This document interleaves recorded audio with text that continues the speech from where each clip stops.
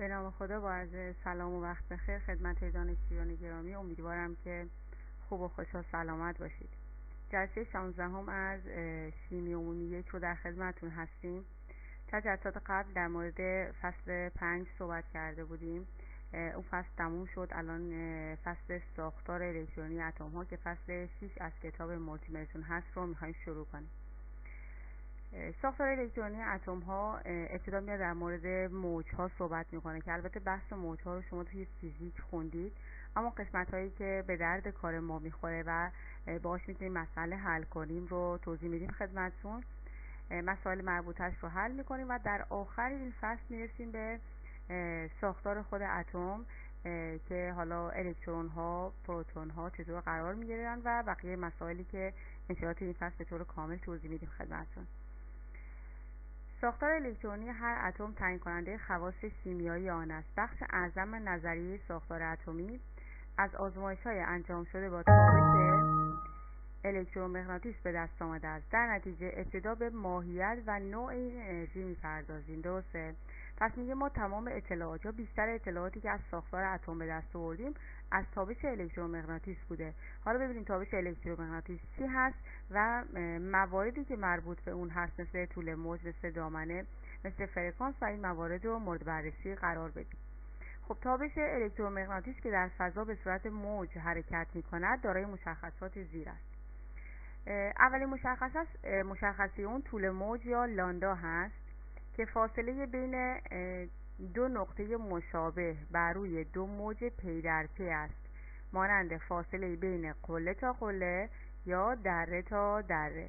پس طول موج رو فاصله دو تا قله پشت سر هم رو میگن یا دو تا دره پشت سر هم. درسته؟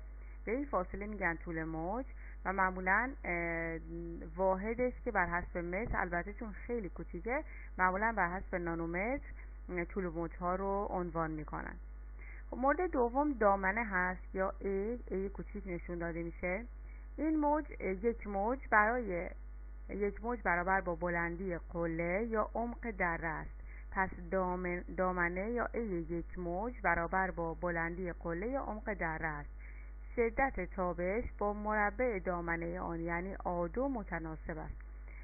نگاه کنید، دامنه به چی میگن؟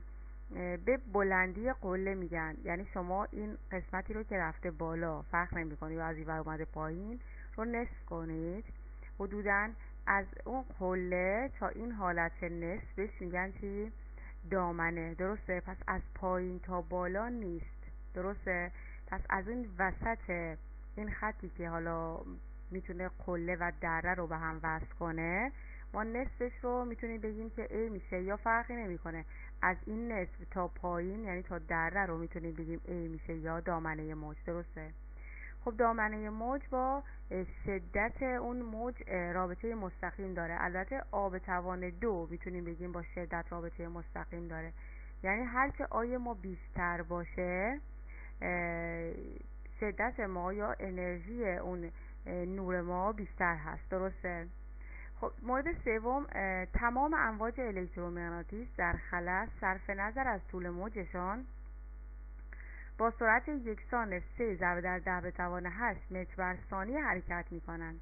این سرعت را سرعت نور می نامند و با نماد س مشخص می کنند.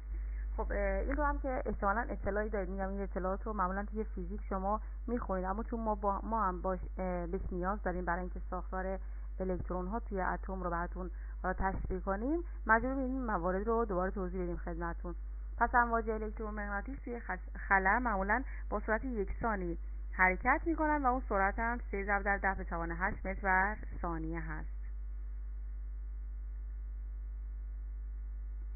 مورد چهارم فرکانس هست. میگید فرکانس یک تابش که با نو نشون میدن تعداد موج‌هایی است که طی یک ثانیه از یک نقطه میگذره. برای نوع معینی از تابش حاصل ضرب طول موج در تعداد موج‌ها در ثانیه یا همون فرکانس برابر فاصله طی شده در ثانیه یا همون سرعت نور است.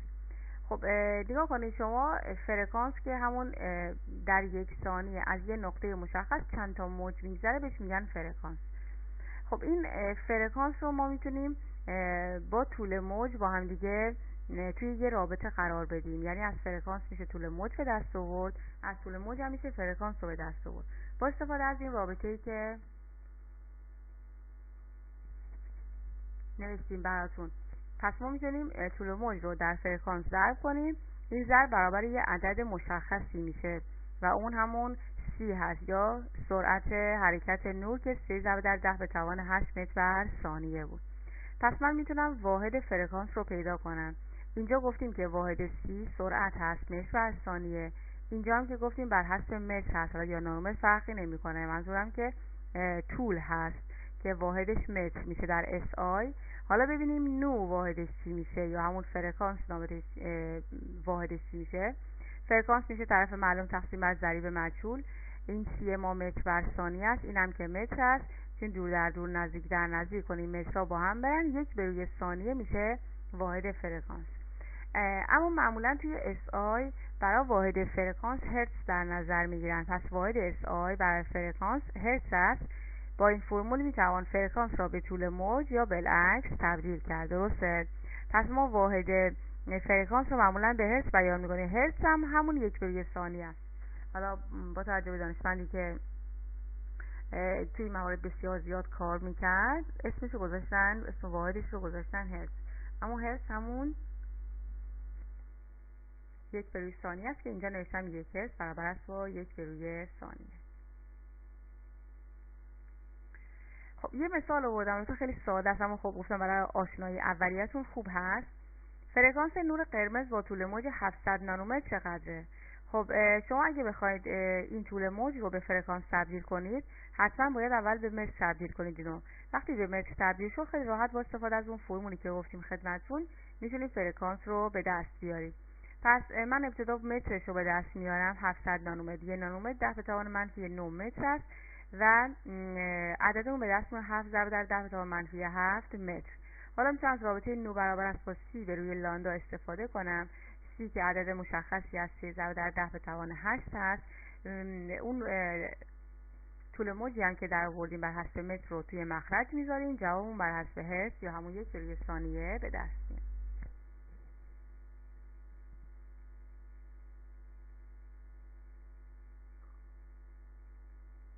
پلانک پیشنهاد کرد که از انرژی تابشی فقط میتواند به صورت مقادیر مجزا و معینی به نام کوانتای انرژی جزئی منتشر شود، درسته؟ همون میتونیم بگیم خاصیت کوانتایی بودن نورها یا الکترونها رو ما میتونیم اینجا بیان کنیم. خب این پلانک این پیشنهاد رو داد، بنابراین گفت این مقدار انرژی که ما میتونیم از یه حالا انرژی تابشی به دست بیاریم یا حالا بهش بدیم فرقی نمیکنه، حتما یه مقدار مشخصی داره که رابطه‌اش رو گفت E برابر است با H نو. H همون ثابت پلانک هست که حالا باز هم به اسم خود اون فرد معمولا معروف هست، یه عددی هست که حالا 6.62 که ما معمولا فقط تا 6.62 رو حساب میکنیم ثابت پلانک. 6.62 ضرب در 10⁻34 ژول در ثانیه هست که این حالا ثابت پلانک هست. پس ما انرژی رو به صورت کوانتایی یا بسته‌بندی شده میتونیم از رابطه E برابر است با H نو به دست بیاریم. خب H یه عدد ثابتی هست گفتیم خدمتتون، نو رو هم یا میتونیم به دستش بیاریم توی مسائل یا نه، اگه هم که به ما طول موج دادن میتونیم با استفاده از طول موج نو رو به دست بیاریم یا همین فرمول رو بر حسب طول موج بنویسیم، جای نو بنویسیم سی به روی لامدا و بتونیم انرژی به صورت کوانتایی به دست بیاریم. یه مثال اینجا هست، فرکانس و انرژی کوانتوم بر حسب ژول از پرتو ماورابنفش با طول موج 32.5 نانومتر چقدر است، درسته؟ خب ما یه طول موج به شما داده تقریبا 32.5 نانومتر، گفته مال پرتوهای ماورابنفشه، درسته؟ خب حالا اینا رو گفته که فرکانس و انرژی رو به دست بیاریم. فرکانس که مشخص از همون رابطه‌ای که ما میتونیم نور رو به فرکانس تبدیل کنیم، نور رو به همون طول موج تبدیل کنیم به هم دیگه، راحت میتونیم به دستش بیاریم و بعد از اون میتونیم انرژی رو با استفاده از این رابطه به دست بیاریم. خب لامدا اونو گفته 32.5 نانومتر هست دیگه، پس ما اونو به متر تبدیل میکنیم، حالا من تبدیل به مترش رو نوشتم، بعد از رابطه نو برابر است با سی به روی لاندا استفاده میکنیم. سی عدد ثابتش رو می‌نویسیم، لاندا یا همون طول موج رو هم می‌نویسیم و برای ما نو به دست میاد که بر اساس 1 بر روی ثانیه همون هرتز هست به دست میاد. حالا ای یا من ژول رو بخوام به دست بیارم، بر حسب ژول گفته باید به دست بیاریم، میشه اچ نو. اچ هم که همون 6.62 هست که واقعا نیازی نیست شما بقیه‌اش رو بنویسید. ضرب در 10 تا منفی 34. واحدش رو گفتم ژول در ثانیه است دیگه، درسته؟ وقتی واحد هرتز رو 1 به ثانیه میذارم، پس ثانیه ها با هم میرن و ای بر حسب ژول به دست میاد، درسته؟ که مقدارش هم براتون نوشتم. حالا اگه تبدیل واحدی دیگه ای هم داشت اصلا توی سوالایی که به شما داده، توی پایان فصل زیاد از این سوالا داده، خودتون حل کنید. البته این سوالا سوالای سختی نیست، خیلی ساده است، فقط اینکه شما توی این ضربا اشتباهی نکنید، وگرنه چیز سختی نیست. میگم همه رو توی قسمت‌های فیزیک احتمالاً کامل خوندید. خب حالا یه مثال بزنید تقریبا ربطش بدیم به شیمی. برای خارج کردن یک الکترون از باریوم، فوتونی با انرژی مینیموم 3.97 ضرب در 10 به توان منفی 9 ژول لازم است. آیا نور آبی با طول موج 450 نانومتر این کار رو انجام می‌دهد؟ خب نگاه کنید، دقت کنید موقعی که چنین سوالاتی براتون میاد. میخواد یه الکترون از باریوم جدا کنه. خب از یه عنصری میخواد یه الکترون جدا کنه. من اگه بخوام جدا کنم باید بهش انرژی بدم. بهش انرژی بدم تا بتونم یه الکترون رو جدا کنم، درسته؟ میگه کمترین انرژی که میتونم بهش بدم، یعنی حداقل انرژی که میتونم بهش بدم تا این الکترون جدا بشه، این مقدار ژول هست. حالا میگه شما بگید آیا نور آبی اگه من به این باریوم بزنم الکترونش رو میتونم جدا کنم؟ میتونم. گفته نور آبی طول موجش 450 نانومتره. خب شما باید چیکار کنید؟ شما اولین کاری که میکنید باید با استفاده از این طول موجی که بهتون داده بیاید انرژی نور آبی رو به دست بیارید. انرژی نور آبی که به دست اومد با این انرژی مقایسهش کنید. اگه انرژی نور آبی بیشتر از این انرژی بود، میگیم آره حتما میتونه این کار رو انجام بده، چون برای خارج کردنش این مقدار انرژی لازمه دیگه. پس اگه انرژی نور آبی رو به دست آوردید و از این مقدار بیشتر بود، میگه آره دقیقاً میتونه این کار رو انجام بده و الکترون رو خارج کنه. اما اگر انرژی نور آبی رو به دست آورید، این انرژی کمتر از این مقدار انرژی و پس توانایی این که بتونه یه الکترون از باریوم خارج کنه نداره. خب پس ما میایم حالا با استفاده از لاندا یا طول موجی که بهمون داده انرژی رو به دست میاریم. لاندا گفته 450 نانومتر هست دیگه، درسته؟ خب حالا ما رابطه همون ای برابر است با اچ نو که یا میتونم بر حسب ای برابر است با اچ سی به روی لاندا به دستش بیارم. خب ای رو میخوام به دست بیارم. لاندا که 6.62 ضرب در 10 به توان منفی 34 هست. سی هم که عدد ثابت 3 ضرب در 10 به توان 8. لاندا هم حتما باید بر حسب متر بذارم که میشه 450 ضرب در 10 به توان منفی 9. خب جواب ای که به دست میاد میشه 4.4 ضرب در 10 به توان منفی 19. خب حالا این انرژی رو شما مقایسه کنید با این انرژی که نیاز هست که بتونه یه دونه الکترون از باریوم جدا کنه. خب این انرژی 10 به توان منفی 19 است، این 10 به توان منفی 9. خب این انرژی طول موج 450 که مال نور آبی است، خب خیلی کمتر از این انرژی است. بنابراین میتونیم بگیم اصلا نمیتونه این کار انجام بده. پس من نوشتم خیر. حالا برای جوابش هم اگه خواستید بنویسید، چون این انرژی نور آبی خیلی کمتر از انرژی لازم برای خارج کردن الکترون از باریوم هست، پس ما نمیتونیم با استفاده از نور آبی این کار رو انجام بدیم. حتما باید یه نور پر انرژی تر برای انجام این کار پیدا کنیم که طول موجش چی باشه؟ کوتاه‌تر باشه.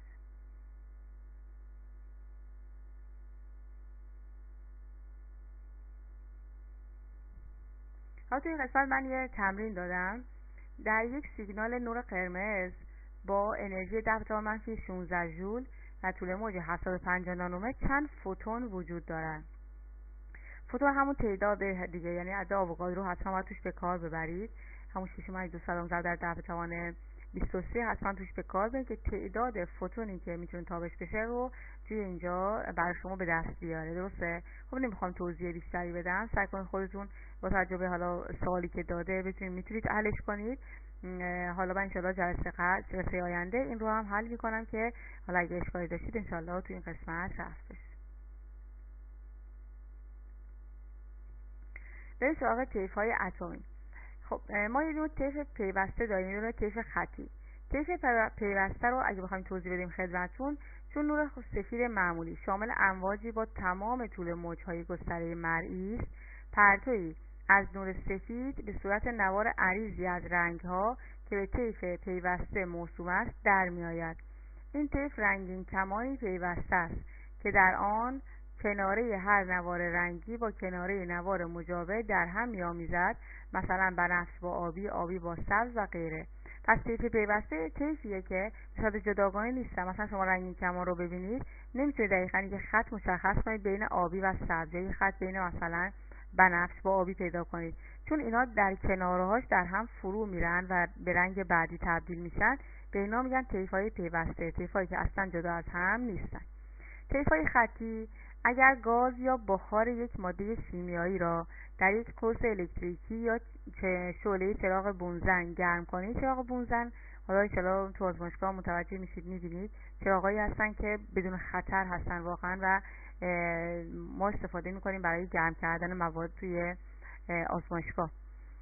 نور از آنها منتشر می شود. اگر پرتوی از این نور را به وسیله منشور تجزیه کنیم، یک طیف خطی به دست می‌آید. این طیف مرکب از تعداد محدودی خطوط رنگی است که هر یک از آنها به طول موج معینی مربوط است. هر عنصر دارای طیف خطی ویژه‌ای است. خب طیف نشری خطی یا همون طیف خطی که عنوان می‌کنن، پس برای یه ماده خالص به کار میره. اون ماده رو میان به وسیله حالا بخارش یا گازش رو ایجاد میکنن و بعد میان به وسیله یه منشور تجزیهش میکنن. حالا چند تا خط به شما میده، حالا اینا رو حتما دیدید شما طیف نشری خطی. چند تا خط بهتون میده داخل طول موج‌های دقیقاً مشخصی که با استفاده از اون طول موج حتی میتونید انرژی اونها رو هم به دست بیارید و اونا رو به این میگن طیف خطی که کاملا عکس طیف پیوسته هست و خط‌ها یا طول موج‌های دقیقاً مشخصی رو داره. هر عنصر هم که میدونید طیف خطی ویژه‌ای به خودش اختصاص میده که رنگی و یا بلکه مربوط به خود الکترون هاست، چون الکترون ها انرژی میگیرن، برانگیخته میشن، برمیگردن، نور تولید میکنن. بنابراین این خط‌های مجزا دقیقاً مربوط به اون حرکت الکترون ها توی هر عنصر هست.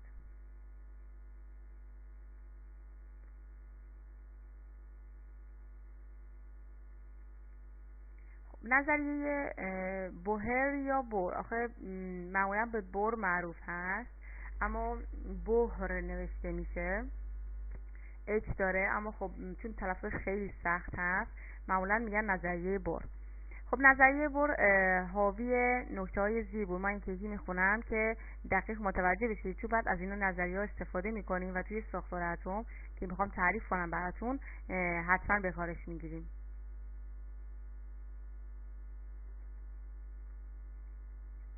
الکترون اتم هیدروژن فقط میتواند در مدارهای کروی معینی که تراز انرژی یا لایه نیز خوانده میشوند وجود داشته باشد.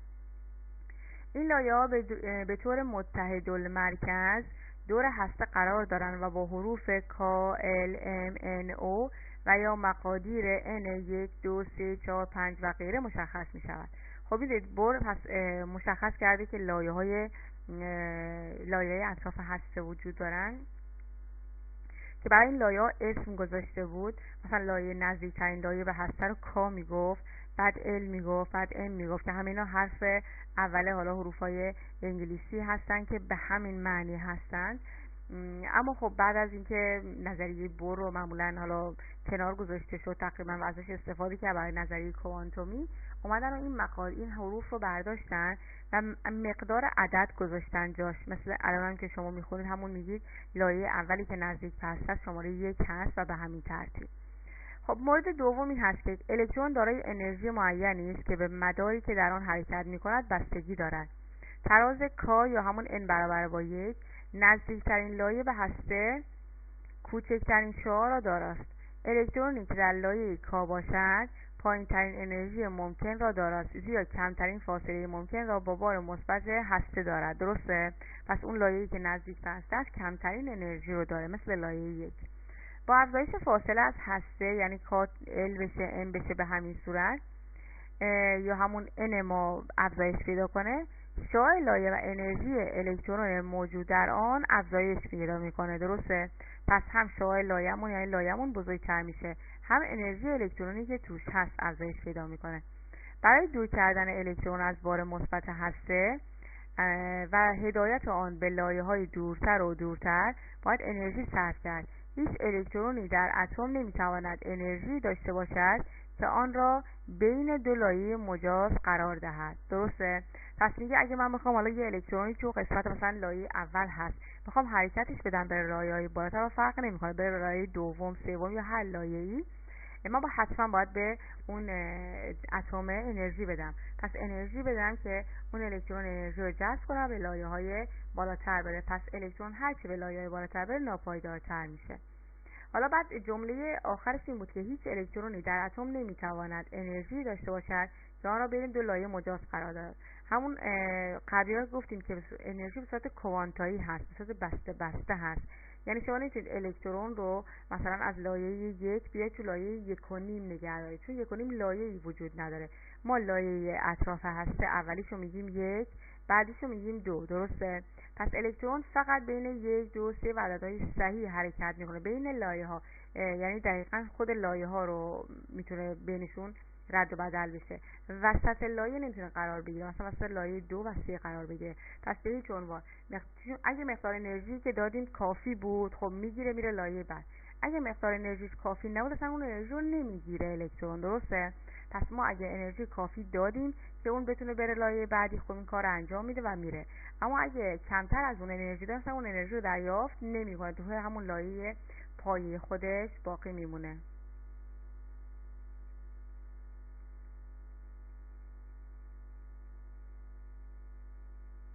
خب هنگامی که الکترون های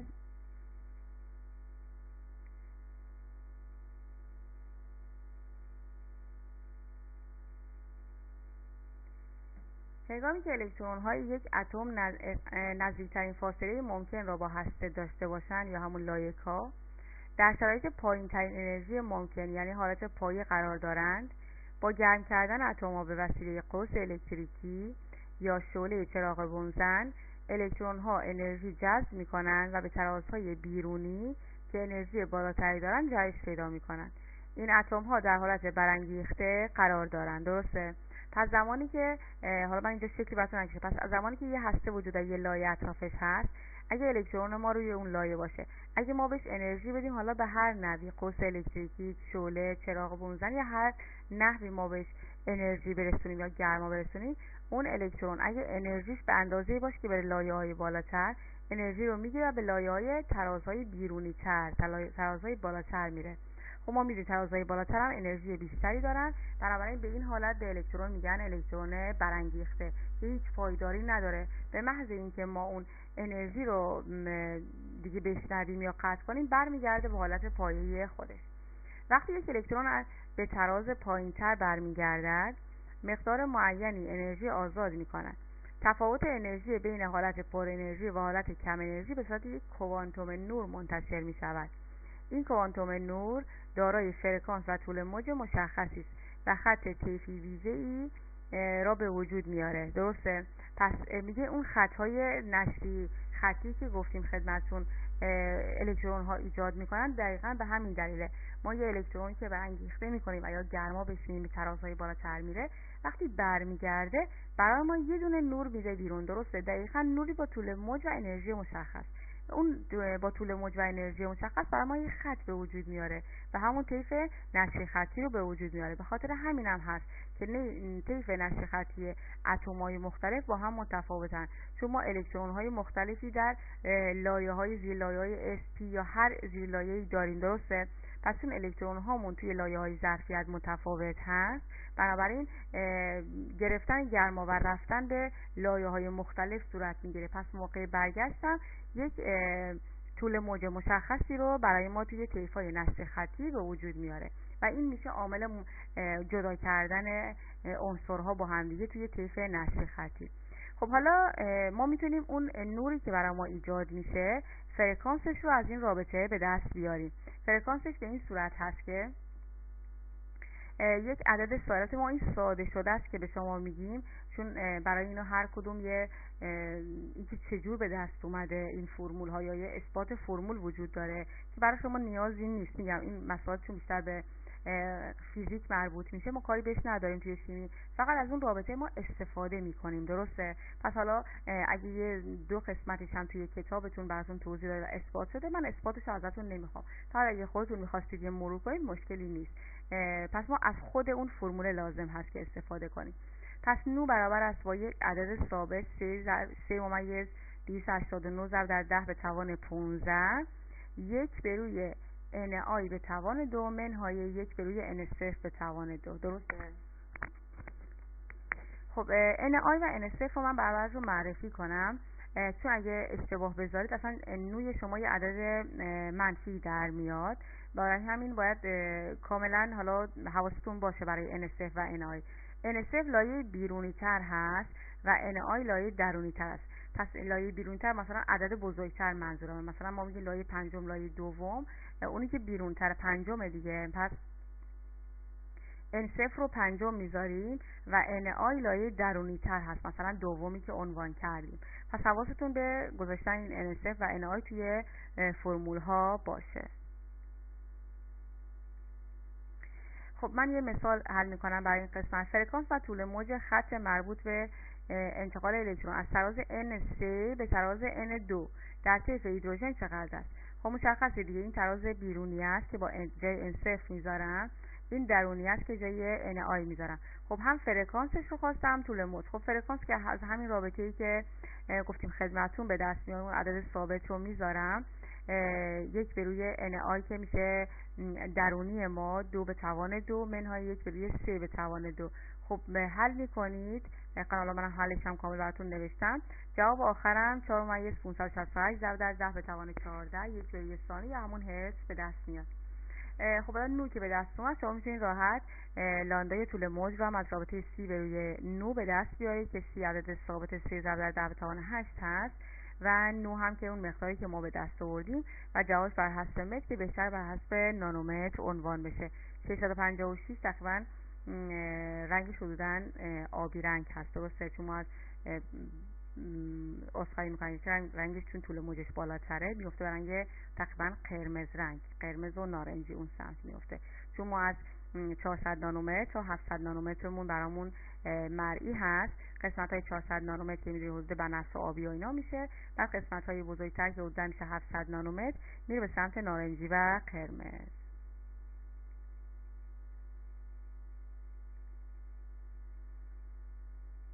خب یه تمرین هم دادم اینجا که حالا سعی کنید حل کنید و بعد ما انشاءالله توی جلسه بعد تمرین رو براتون حل میکنم. خطوط طیفی هیدروژن در ناحیه مرئی به انتقال الکترون ها از سطوح بالاتر به لایه n برابر با 2 مربوط می شود. نوع انتقال الکترونی مربوط به خط طیفی 434 نانومتر چیست؟ پس اولا نانومترش رو به شما داده، یعنی لانداشو داده که راحت میتونید نور رو به دست بیارید و بعدم گفته انتقال الکترون ها از سطوح بالا، یعنی از یه سطحی اومده به سطح n برابر با 2. حالا شما اون سطح بالایی رو میگه چند هست که با استفاده از همون رابطه خیلی راحت میتونید به دستش بیارید. خب این مورد هم بدیم خدمتتون و این جلسه رو انشالله به پایان برسونیم. موردش این هست که انتقال الکترون از ترازهای بالاتر به تراز n برابر 1 رو بهش میگن سری لیمان. خب اسم گذاشتن حالا بر اساس اون دانشمندایی که روی این معمولا لایه ها کار انجام دادن، اسم اینها رو گذاشتن سری های مختلف. پس انتقال الکترون از ترازهای بالاتر، حالا هر ترازی باشه، به تراز n برابر با 1 رو بهش میگن سری لیمان، مثل همینایی که من براتون کشیدم. انتقال الکترون از ترازهای بالاتر به تراز n برابر با 2 رو بهش میگن سری بالمر و انتقال الکترون از ترازهای بالاتر به تراز n برابر با 3 رو بهش میگن سری پاشن. درسته؟ پس هر کدوم سری‌های مختلف رو دارن. پس سری لیمان باید انرژی بیشتری داشته باشد. درسته؟ پس نوی بیشتر و طول موج کوتاه‌تری نسبت به سایر سری‌ها دارد. پس لیمان چون به لایه 1 برمیگرده و مسافت طولانی رو طی میکنه، پس انرژی بیشتری رو هم برای ما ایجاد میکنه. پس انرژی بیشتر، نو بیشتر و طول موج کوتاه‌تر. حالا بخوام اگه از نظر طول موج این سه تا رو با هم مقایسه کنیم، طول موج پاشن از همه بیشتر چون انرژیش از همه کمتر هست و بعد بالمر و بعد لیمان. اینطوری میتونیم بررسیش کنیم. نظریه بور در تفسیر طیف هیدروژن بسیار موفق است، اما نمیتواند طیف اتم‌های دارای بیشتر از یک الکترون را توضیح دهد. در نتیجه الگوی اتمی بور باید اصلاح بشه. درسته؟ خب خب پس ما تا این جلسه در مورد بیشتر الگوی اتمی بور صحبت کردیم. حالا 2 تا تمرین هم داریم که جلسه آینده ان شاءالله حل می‌کنیم براتون. سری بعد میریم در مورد مکانیک حالا فوتون ها بیشتر صحبت می‌کنیم که ما می‌گیم این فوتون هایی که داریم هم خاصیت ذره‌ای میتونن داشته باشن، هم خاصیت موجی و با هم میتونن یه خاصیت مشترکی رو پیدا کنن که ما میتونیم براشون حالا مسائل رو توی این قسمت حل کنیم. خب این تا این جلسه کافی است. ان شاءالله بقیه موارد رو توی جلسه آینده براتون توضیح میدم. موفق و مؤید باشید و خدا نگهدار تا جلسه آینده.